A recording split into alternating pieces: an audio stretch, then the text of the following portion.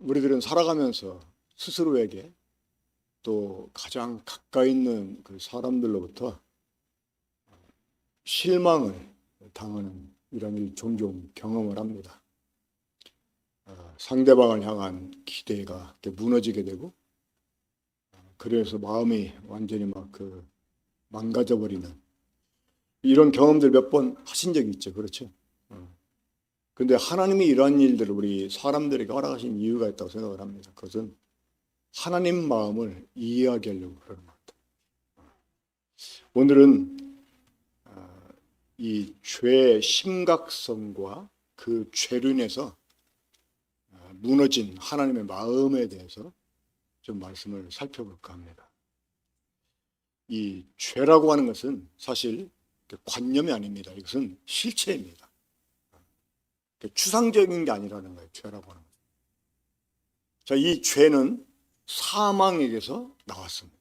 이 사망 역시 추상적인 게 아니고 사실은 실체입니다. 하나님의 진짜 원수 중의 원수가 사망이거든요. 말씀을 이렇게 나중에 이제 전개해 가면서 더 자세하게 말씀을 드리겠습니다만은, 이 죄라고 하는 것은 추상적인 것이 아니고 실체다. 이 죄는 사망에서 나왔다. 이 사망 역시 실체다. 그리고 이 사망은 하나님의 원수 중에 원수다. 자, 죄가 무엇입니까? 우리가 죄 그러면 딱 떠올려야 되는 단어가 있죠. 어떤 단어입니까? 선악을 아는 것입니다. 왜 그럴까요? 이것은 하나님이 특정해 주셨기 때문에 그래요. 창세기 3장 22절을 보면 이 사람이 선악을 아는 일에 우리 중 하나같이 되었으니, 그러니까 이 선악을 알게 하는 나무라고 별명을 지어주시기도 하고, 선악을 아는, 그러니까 그 열매를 먹은 사람을 가리켜서 이 사람이 선악을 아는 일에 우리 중 하나같이 되었다. 그것이 문제라고 하는 하나님 밝혀주셨거든요. 그러니까 죄가 뭐냐? 선악을 아는 것이다. 이건 하나님이 특정해 주신 거예요. 이런 말씀을 보면서도 여전히 그 원죄를 얘기할 때 하나님이 따먹지 말라고 하는 명령을 어긴 것으로 생각하는 사람들은 저는 이해할 수 없어요. 하나님이 특정해 주셨잖아요. 그 생명나무 밭내면 무슨 나무여야 돼요? 죽음나무인데, 그 죽음나무를 하나님이 별명을 지어주셨어요. 선악을 알게 하는 나무라고. 그것은 죄가 무엇인지를 알게 주시려고, 특정해 주시려고 그런 거예요. 그 먹은 사람을 가리켜서 이 사람이 선악을 아는 일에 우리 중 하나같이 되었다. 죄가 뭐예요? 선악을 아는 일. 자, 그러면 선악을 안다는 게 무엇입니까? 자기가 하나님인 양 자기 기준에 따라 선악을 구분한다는 의미입니다. 자기 중심적이고 자기를 위해서 살게 됩니다. 하나님의 주권을 인정치 않고 자기가 자기 주인 되어 자기 마음대로 살아갑니다. 이게 선악을 하는 죄입니다. 자, 이 죄가 얼마나 심각한지, 이 죄의 그 폐해성이 얼마나 큰지, 자, 이 죄는 첫째로 이 사람을 지으신 하나님의 목적, 이 목적에서 사람을 빗나가게 만들어요. 자, 헬라어로 죄를 뭐라고 한다고 그러죠? 하마르티아. 이 하마르티아라는 말은 관역에서 빗나가다라는 뜻이 있습니다. 관역을 향해서 화살을 땡겨서 딱 쐈는데 그 관역에 가서 맞아대는데 빗나가 버렸어요. 그러니까 이 죄는 사람으로 하여금 하나님의 목적에서 빗나가게 만들어 버립니다. 그리고 두 번째 심각한 게 있죠. 뭡니까? 하나님과 관계를 파괴합니다. 죄는 관계를 파괴해요. 그러니까 하나님과 관계를 파괴하고 사람과 사람 사이를 파괴합니다. 자, 이 강대국끼리의 평화는 힘의 논리에서 전개가 됩니다. 지금 우리나라 남북한이 대치하고 있는데 어느 한쪽이 힘이 엄청나게 커지고 이 비율이 딱 안 맞아버리잖아요. 그러면 전쟁 나게 돼 있어요. 지금 해봤자 이길 확신이 없고 질 수 있다고 생각하는 안 하는 거죠. 이 옛날에 미소 냉전 시대 때 그때 이제 나온 말이 대탕터라는 말이었습니다. 대탕터라는 말이 이제 화해라는 뜻인데, 그거는 이제 서로의 힘이 이렇게 균등하니까 싸우면 서로 망하는 거예요. 그러니까 싸우지 않는 게 자기들을 이렇게 보존하는 그런 이제 길이 되니까 일단 대탕트. 근데 뒷공무니로 그 소련에서 얼마나 많은 전쟁 준비를 했었습니다. 감히 그 구소련 전함들이 태평양에 나올 수가 없었어요. 그런데 언젠가부터 유유히 미국 함대가 있는데도 지나가는. 그러니까 이 대탕트를 내걸고 뒤에서는 전쟁 준비를 했기 때문에 그런데요. 이 강대국의 평화 논리는 자기들의 그 힘에 의해서 이렇게 결정이 됩니다. 그러니까 이 죄라는 것이 사람 속에 들어온 이후에 사람들이 평화할 수 있는 조건은 뭐냐? 모든 사람이 나에게 맞춰주면 돼. 모든 사람. 자, 이게 바로 선악을 하는 죄 때문에 그런 거거든요. 선악을 하는 죄는 자기 중심적이고 자기가 기준이에요. 그러니까 항상 남은 틀렸어요. 나만 옳아. 그리고 나를 건드리면 반응해요, 사람들.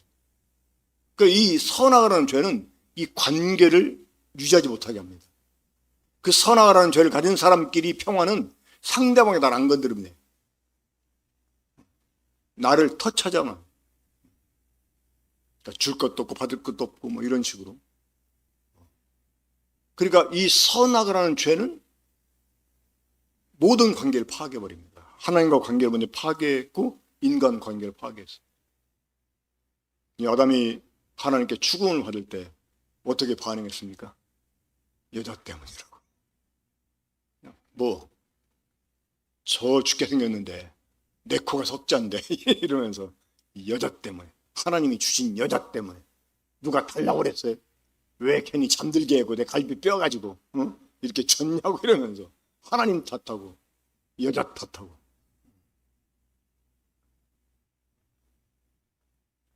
그리고 세 번째로 이 죄가 가져온 폐해는 무엇이었습니까? 사람을 철저하게 망가뜨려 버리죠. 그 사람 어리석게 되었고 부패하게 되었어요. 그 로마서 1장 18절부터 32절까지를 보게 되면 사람이 한 일이 어떤 일이었죠? 하나님을 바꿔치기 합니다. 하나님을 사람과 짐승과 버러지 형상의 우상으로 바꿔버립니다. 거기에 하나님이 보응을 주시죠. 자, 사람을 숭배하는 사람들에게 내려진 보응이 무엇이었습니까? 사람이 짐승처럼 살게 된 거예요. 성적인 타락이 오게 됩니다. 그러니까 짐승을 숭배한 사람들에게 주어진 보응이 무엇이었습니까? 짐승을 사람이 신으로 숭배한다는 것은요, 자기를 버러지로 전락시키는 거예요. 왜냐하면 자기가 섬기는 신보다 우리가 나을 수 없잖아요. 또 동등할 수 없잖아요. 그럼 그보다 못한 존재가 되는 거예요. 그러니까 사람이 짐승 따위를 신으로 숭배하는 것은 짐승을 신으로 만드는 게 아니고 뭐예요? 나를 짐승으로 못한 존재로 전락시키는. 이게 얼마나 어리석은 일입니까? 그러니까 죄가 사람을 그렇게 어리석게 만들었어요, 스스로를. 그리고 짐승처럼 살게 된 이런 사람들에게 주신 보응이 무엇이었어요? 동성연애였어요. 우리가 음란한 짐승을 빗대서 말할 때 개를 얘기하는 거예요. 개가 아무리 음란해도 같은 동성끼리 이상한 짓 하네. 근데 이거 버러지들이야. 인간 스스로가 자기를 버러지로 전락시키니까 하나님이 그런 부끄러운 욕심대로 사람을 내버려뒀다고 로마서 1장 26절에서 말씀해요. 근데 사람은 거기에서 멈추지 않았잖아요. 버러지를 숭배하게 되고. 이 버러지도 못한 걸 뭐라고 하죠? 하나님 만드신 것 가운데는 없습니다. 우리가 표현할 수 있는 게 딱 무엇입니까? 쓰레기입니다. 그러니까 버러지를 신으로 숭배하는 사람은 자기를 쓰레기로 만들어요. 그러니까 인간이 쓰레기가 되어버려요. 그래 하나님이 인간을 쓰레기처럼 살게 내버려둬요. 이게 로마서 1장 28절 이후에 나오는 말씀이에요. 그러니까 사람이 철저하게 망가져버려요. 지금 우리가 사는 세상은 인간 쓰레기장입니다. 여러분, 지옥이라는 것이 다른 것이 아닙니다. 인간 쓰레기 처리장이에요. 결국 이 죄는 사망에게서 나왔다고 말씀드렸는데, 이 사망을 하나님이 멸하십니다. 어디에서? 불의 호수. 그 요한계시록 20장 마지막 절 보면 불못이라고 우리말 성경은 번역됐는데, 이게 불의 호수예요. 여기에 사망이 던져집니다. 그러니까 이 불의 호수는 사망을 멸하는 사망, 그래 둘째 사망이라고 표현해요. 이 사망이 멸망당할 때 죄인들도 함께 멸망을 당하는 거예요. 지금 우리가 구원을 받는다고 하는 것은 지옥에서 구원받는 게 아닙니다. 이 사망에서 벗어나는 거예요. 그 사람이 죄를 지으면 죄 삭을 치러야 되는데, 죄 삭이 뭐냐? 사망의 백성이, 사망의 노예가 되는 거예요. 그 사망이 멸망당할 때 함께 멸망을 당하게 됩니다. 자, 세 번째 파트 봅니다. 죄는 어디에서 왔는가? 아까 말씀드렸습니다만은 사망에게서 나왔습니다. 이 고린도전서 15장 55절 보면, 사망아 너의 승리가 어디 있느냐? 사망아 너의 쏘는 것이 어디 있느냐? 사망이 쏘는 것은 뭐예요? 죄예요. 이 사망이 죄를 쏘아야 됩니다. 그래서 사망이 쏘아된 죄에 넘어지는 사람을 사망이 지배하게 돼. 로마서 5장 12절 보면, 한 사람으로 말미암아 죄가 세상에 들어오고, 그러니까 한 사람으로 말미암아 죄가 세상에 들어왔고, 죄로 말미암아 뭐가 왔어요? 사망이 왔나니 사망이 모든 사람 위에 왕노릇했다라고 말했습니다. 그러니까 사망 하나의 실체입니다. 세력이에요. 죄도 마찬가지고. 그러니까 아담이 범죄했다는 것은요, 죄를 행동했다는 게 아니에요. 죄를 받아들인 거예요. 이 죄는 사람이 발명해낸 게 아닙니다. 외부에 있었어요. 외부에서 들어온 거예요. 한 사람으로 말미암아 죄가 세상에 들어오고. 그 이제 아담이 선악을 알게 한 나무 열매를 따먹는 과정을 통해서 들어왔죠. 그 들어온 죄가 무엇이 했어요? 선악을 아는 것이었어요. 이 선악을 아는 죄는 사람들에게 엄청난 폐해를 입히게 됩니다. 자, 네 번째 파트를 봅니다.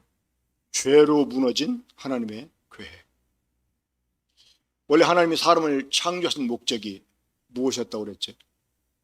하나님이 사람을 자기 형상을 따라 자기 모양대로 지으신 목적이 무엇이었습니까? 하나님이 창조한 모든 것을 다스리게 하는. 그러니까 하나님은 사람을 왕들로 만들어서 하나님과 함께 하나님이 창조한 모든 만물을 함께 다스리게 하길 원해요. 이게 하나님의 꿈이었어요. 우리 사람을 위한 하나님의 꿈, 바로 왕들이 되게 하는 거죠. 근데 이 왕 노릇을 하려면 조건이 필요합니다. 어떤 조건이 필요해요? 그 왕권, 통치권을 상속받아요. 그럼 누구한테 상속해줘요? 자녀한테 상속해줍니다. 그러니까 우리가 자녀가 돼야 돼. 그럼 자녀가 되려면 어떻게 돼요? 자녀는 부모로부터 생명을 수여받은 자입니다. 하나님이 그래서 에덴 동산 중앙에다가 생명나무를 만들어 놓으신 거예요. 저 지난주에 제가 복음에 대해서 말씀드릴 때, 이 복음은 바로 창세기 1장 28절이라고 했어요. 하나님이 사람들에게 복을 주어 명령하셨잖아요. 그 명령이 무엇이었습니까? 생육하고 번성하여 땅에 충만하고 땅을 정복하고 다스려라. 이게 복음이에요. 여러분, 우리 구원의 끝은 하나님과 함께 통치에 참여하는 것입니다. 이게 구원의 끝입니다. 근데 그 구원의 끝에 이르려면 필요한 게 있다는 거예요. 시작이 있다는 거예요. 어떤 것입니까? 바로 생명을 얻는 것이었어요. 그러니까 사람은 필연적으로 에덴 동산 안에서 동산 중앙에 나아가서 생명나무를 선택을 해야만 됐다고 하는 거예요. 그게 하나님이 사람을 창조한 목적에 이르는 시작이었어요. 근데 사람은 그것을 거절하고 하나님이 금하신 이 죽음나무, 그 선악을 알게 한 나무를 선택을 합니다. 그 사람 속의 죄가 부르게 되었어요. 하나님이 그 사람을 바라보시고 창세기 22절에서 뭐라고 말씀했습니까? 이 사람이 선악을 아는 일에 의리 중 하나가 되고, 그러니까 사람이 죄를 가지게 됐다는 거예요. 그런 상태에서 생명나무 열매를 따먹고 영생할까 봐 하나님이 사람을 쫓아내십니다. 저는 여기에서 무너진 하나님 마음을 보았어요. 하나님이 원대한 꿈을 가지고 사람을 창조하셨습니다. 하나님 에덴 동산 중앙에 생명나무를 만들어 놓으실 때 어떤 심정으로 만들었을까요? 그 자기 형상을 따라 자기 모양대로 재진 사람이 자기와 함께 모든 만물을 다스릴 이런 그 원대한 계획, 그 계획의 성취를 위해서 하나님이 사람들에게 그 일을 시작하게 하시려고 이 생명나무를 만들어 놓으셨지 않았겠습니까? 하나님이 얼마나 막 기쁨을 가지고 생명나무를 만들어 놓았겠어요. 근데 사람이 이제 그것을 먹을 수 없는 상태가 돼요. 죄가 들어와서, 이 선악을 하는 죄가 들어와서 더 이상 사람은 하나님과 함께 할 수 없는 존재가 되어버렸습니다. 하나님이 아담과 하와를 에덴 동산에서 쫓아내요. 그리고 생명나무로 오는 길목을 차단했어요. 그리고 심지어 급기야 노아 홍수 때 이 생명나무 자체를 이 지상에서 완전히 사라지게 만들어버렸습니다. 이때 하나님 마음이 어땠을까요? 창세기 6장을 보면 하나님이 사람을 지으신 것을 후회했다, 근심했다고 그랬어요. 하나님 근심했다. 그 근심했다, 이게 히브리어로 보면 마음이 찢어졌다는 말입니다. 그러니까 하나님 마음이 무너진 거예요. 인간의 죄 때문에. 그 하나님의 꿈이 무너진 거예요. 이 생명나무로부터 시작을 해가지고 영광에 이르게 하려고 하나님이 다 계획해 놓으셨는데 그 계획을 하나님이 이제 중단해야 됐다는 거예요. 그때 하나님 마음이 어떠했을까요? 눈물이 났습니다. 우리 종종 그런 경우 많이 겪잖아요. 내가 사랑했던 사람들 때문에, 내가 참 가깝다고 생각한 이런 사람들 때문에 내 계획을 포기해야 되는, 손해를 감수해야 되는, 내가 희생을 치러야 되는, 정말 마음이 무너지고 억장이 무너지고, 우리 그런 경험 해보자. 그게 하나님 마음이에요. 그 사람을 에덴 동산에서 내보낼 때 어떤 학자는 이렇게 표현했습니다. 에덴 동산에서 생명나무 열매를 따먹지 못하게 쫓아내신 것은 형벌의 의미가 아니라, 이게 겉보기에는 벌 주는 것처럼 보일지 모르지만 이게 벌을 주기 위해서가 아니고 오히려 그런 상태에서 생명나무 열매를 먹게 되면 죽음 상태로 영원히 고정될까 봐 하나님이 쫓아냈다, 이렇게 어떤 사람 표현합니다. 어쩔 수 없이 하나님이 쫓아낼 수밖에 없었지만 그때 하나님 마음은 완전히 무너진 상태에서 그 영광에 이르는 길이 생명나무는 또 시작이 되는 건데, 이 생명나무를 없앤다고 하는 것은 하나님 그 꿈 접는 거나 마찬가지 아니겠습니까? 그렇죠.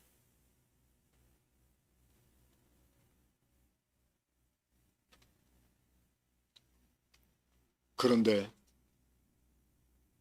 이런 무너진 아버지의 마음을 곁에서 지켜본 분이 있었어요. 바로 하나님의 아들이었어요. 그 무너진 아버지의 마음을 보시고 우리 주님이 자신을 아버지께 헌신했어요. 그 아버지의 보내심을 따라서 그 무너진 아버지의 마음을 가지고 이 땅에 우리 주님이 오신 것입니다. 자, 요한복음 3장 16절 다 잘 아시죠? 하나님이 세상을 이처럼 사랑하사 독생자를 주셨으니 이는 그를 믿는 자마다 멸망치 않고 무엇을? 영생을 얻게 하려 하십니다. 이 중요한 포인트가요, 멸망치 않고가 아닙니다. 무엇입니까? 영생을 얻게 하려 하십니다. 영생을 얻게 하려 하십니다. 이 하나님의 아들은 사실 생명나무 자체였습니다. 그 요한복음 1장 4절에 보면 그 안에 생명이 있었으니, 그가 누구예요? 말씀, 태초에 계신 말씀. 그분이 하나님이셨잖아요. 아버지 함께 계셨던 하나님의 아들이셨잖아요.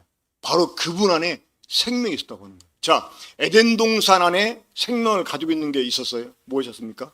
생명나무였습니다. 그 생명나무에 생명이 있었어요. 이 생명나무 열매를 먹으면 사람이 하나님의 생명을 얻을 수가 있었어요. 이것처럼 하나님의 아들 안에 생명이 있었다고 하는 거예요. 그러니까 이 생명나무는 하나님의 아들을 상징하는 나무입니다. 이 하나님의 참된 생명을 가지신 하나님의 아들이 그 무너진 아버지의 마음을 가지고 이 땅에 오셨다는 거예요. 왜?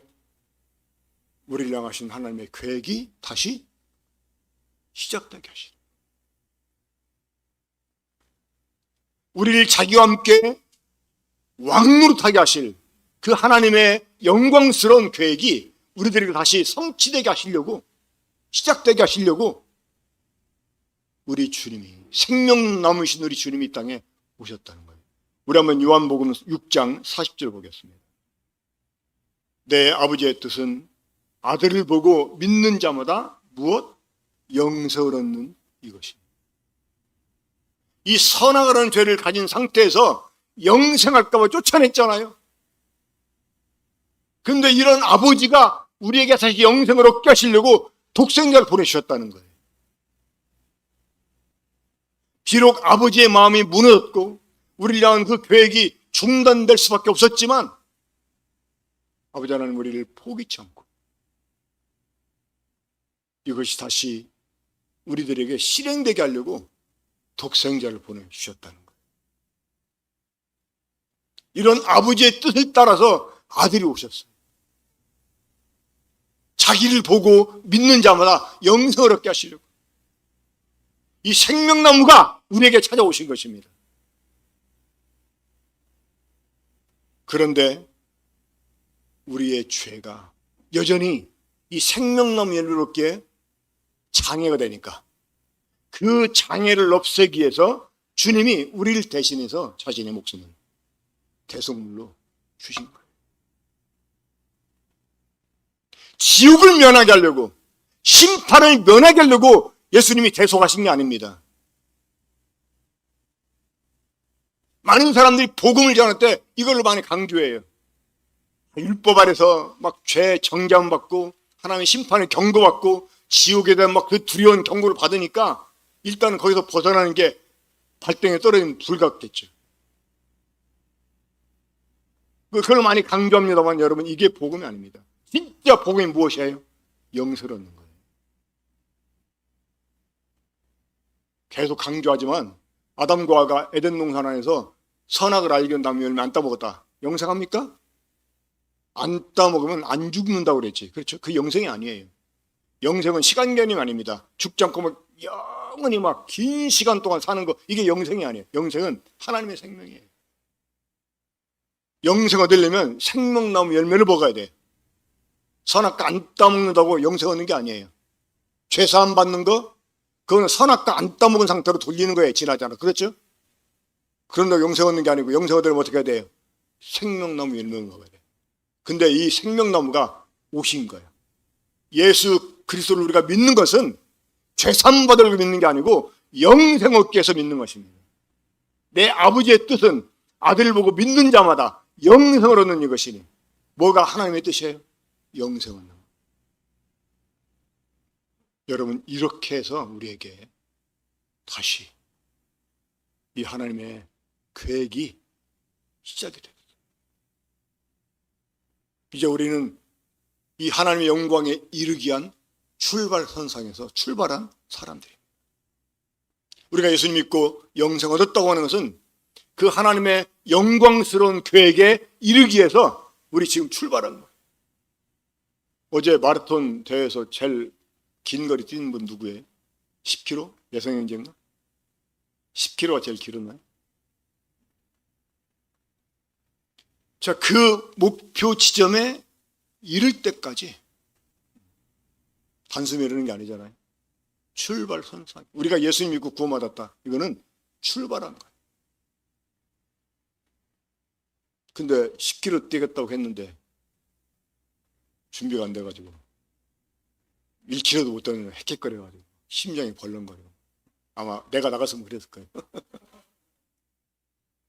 도중에 탈락하고 오히려 창피하지.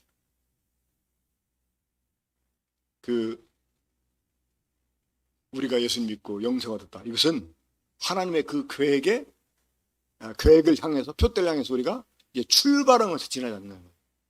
그러면 이제 우리가 목표에 이를 때까지 어려움을 극복하는 일이 필요한 거죠. 자, 마지막으로 그러면 무너졌던 하나님의 마음을 품고 회개와 믿음으로 우리가 주님을 경외하는 이런 사람이 되어야 되는데 여전히 많은 사람들이 꿈을 꾸는 구원이 있어요.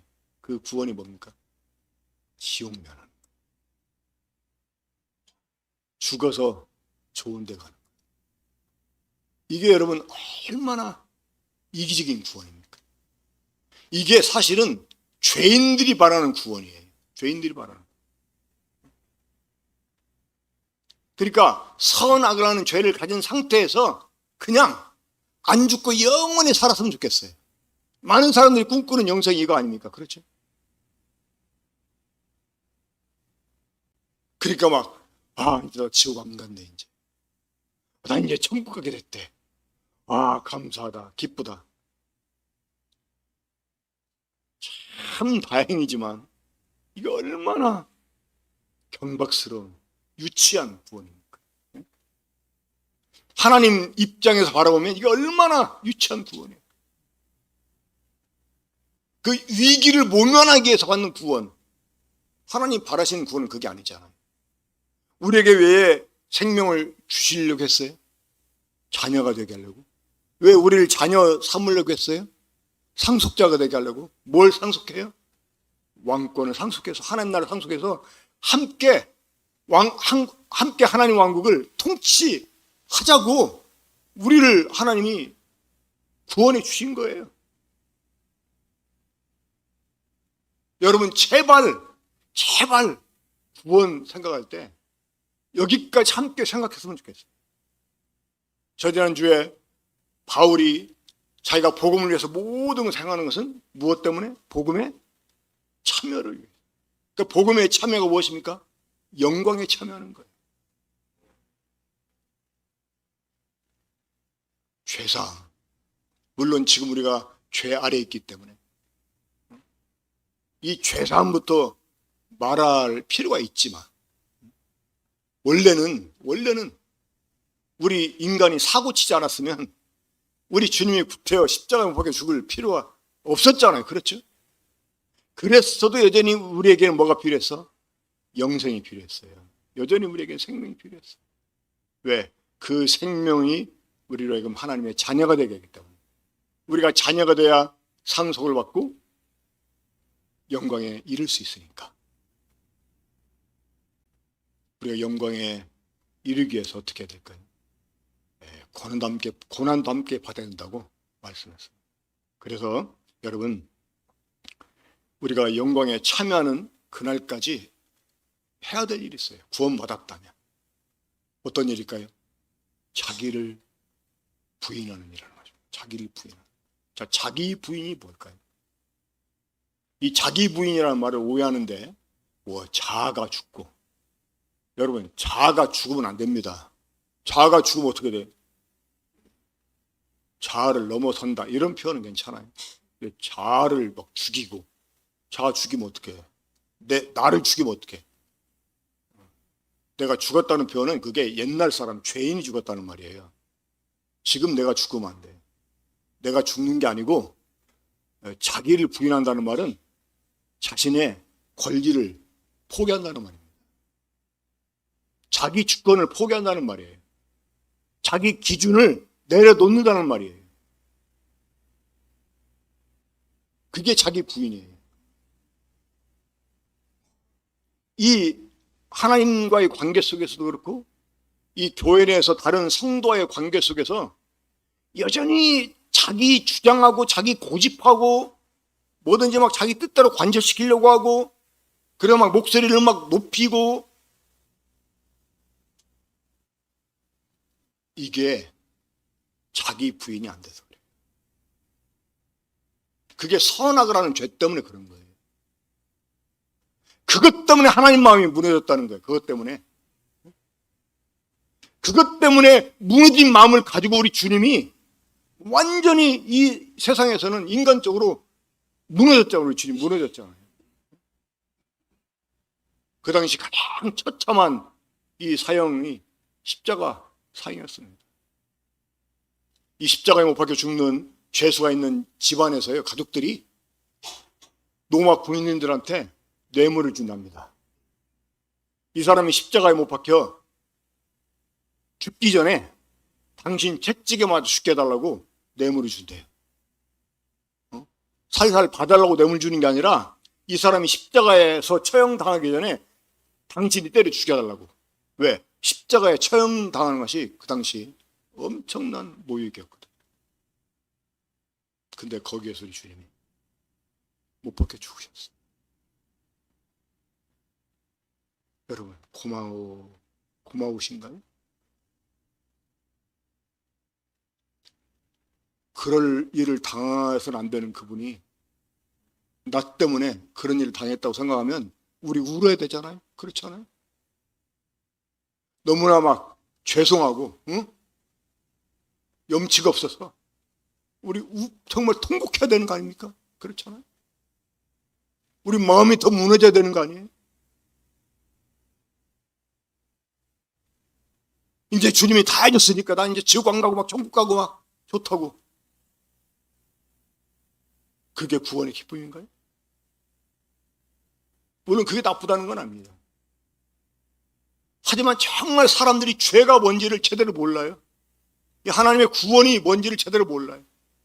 이 얄팍하게 지옥 면하는 거. 이제 천국 가게 됐으니까. 이제 나 죽어도 천국 가는데 하면서 말 함부로 하고 행동 함부로 하고. 그게 주님을 경외하는 거 아닙니다.